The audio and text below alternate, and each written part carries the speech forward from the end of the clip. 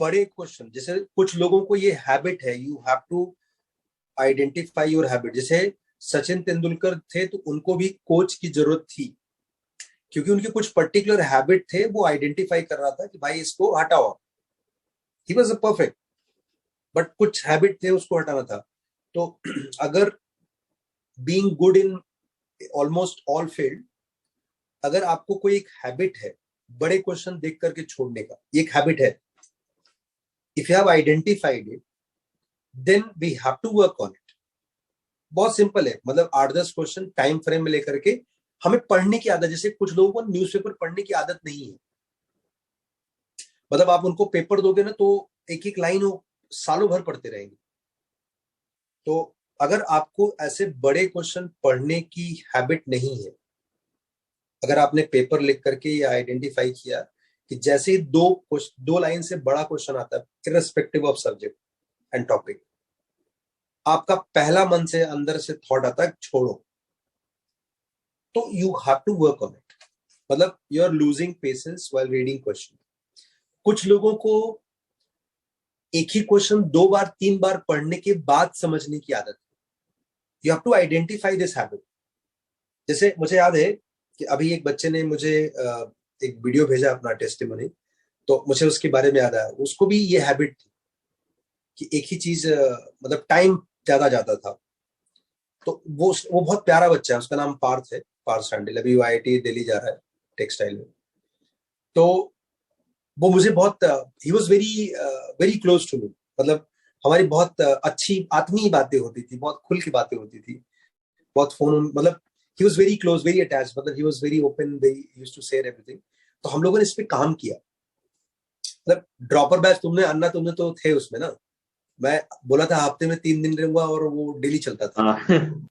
इस साल वाले ड्रॉपर वाले भी उसी कंफ्यूजन में है कि शायद ऐसा कोई हफ्ता आएगा जब केवल 3 दिन क्लास होगा, बट उनको डेली बुलाते हैं। उनका लगभग 40% सिलेबस खत्म भी हो गया, 30% तो मान के चलो, मतलब उनको बुला बुला करके रोज खूब।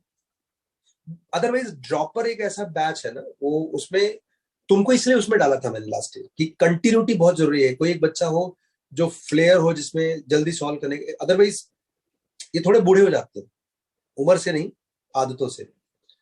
तो अगर आपने ये आइडेंटिफाई किया कि आपको बड़े क्वेश्चन भयानक लगते हैं, भले ही उसमें कितनी आसानी हो, तो आपको इस पे काम करना चाहिए। और बाकी टेस्ट के थ्रू जो चैप्टर्स आप आइडेंटिफाई कर रहे हो, उसको हर वीक में काम नहीं करोगे तो टेस्ट देने का कोई फायदा नहीं होगा। It is as good as आपने ब्लड सैंपल दिया, उसने रिपोर्ट भी तैयार किया, आप रिपोर्ट लेने ही नहीं गए, या वर्स्ट केस में आप लिए तो आपने डॉक्टर को बताया नहीं, जैसा कि आप लोग करते हो। तो अभी हम 2007 से लेकर 2013 तक का पेपर कर चुके हैं। अभी इमेजिन करो, मतलब 6-7 साल का पेपर करने के बाद आपके पास एक बढ़िया रिसोर्स हो चुका है। You have enough idea to know कि एडवांस में किस टॉपिक से कैसे क्वेश्चन पूछे जाते हैं। प्रोबेबिलिटी के क्वेश्चन डिफिकल्ट नहीं होते, ऐसे क्वेश्चन जिसको देख करके आप अपनी क्लासेस के जो टेस्ट होते हैं उसको देख करके काफी बच्चे परेशान होते हैं, घबरा जाते हैं। प्रोबेबिलिटी का कोई लिमिट नहीं है, मतलब प्रोबेबिलिटी और क्वेश्चन ऑफ एप्टीट्यूड दोनों में फर्क है। जेई एडवांस के पेपर में एप्टीट्यूड ओरिएंटेड क्वेश्चन नहीं आते, मतलब यूजुअली नहीं आते, उसमें सीधा सीधा प्रोबेबिलिटी के क्वेश्चंस होते हैं। तुम लोगों ने अभी तक जितने भी पेपर देखे हैं सब में प्योर प्रोबेबिलिटी था, लेकिन जो आप अपनी क्लासेस के टेस्ट में पाते हो वो उसमें काफी एप्टीट्यूड होता था, मतलब उसका प्रोबेबिलिटी से काफी हटके रिलेशन होता है, लाइक जो सिविल सर्विसेज वगैरह में पूछे जाते हैं। तो कभी कभी बच्चे उस वजह से डर जाते हैं, तो फिर उनको लगता है कि साहब हमारा प्रोबेबिलिटी वीक है।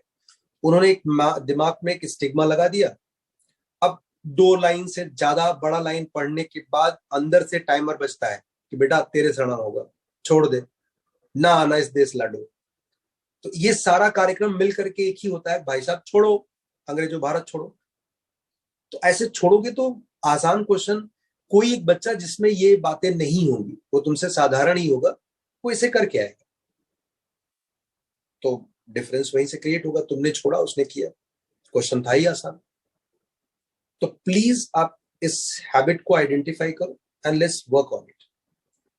मतलब literally it is just habit, you have to work on it.